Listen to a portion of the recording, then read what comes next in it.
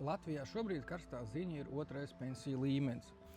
Un es piekrītu tiem, kas saka, ka nevajadzētu ļaut kādam izņemt visu un notrulināt uz konjaku, vīnogam un garšīgo sieru.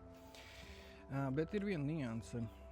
Pie mums pensionēšanas vecums ir 65 gadi, bet vidējais vīriešu miršanas vecums ir 71, 72. Un liela daļa no šiem vīriešiem arī pēc 65 turpina strādāt, tāpēc tas stāsts par skaisto pensiju ir tāds filozofiski uzvilkts. Līdz ar ko es iesaku, ka būtu jābūt kaut kādiem izņēmumiem. Pieņemsim, kad 40 gados varētu pirmo iemaksu kredītām, vai pieņemsim 50 gados varētu apmaksāt visas medicīnas savas vajadzības. Padomājam par to, un, kad braucam uz Engures pusi, iebraucam apēst garšīgu zupeli.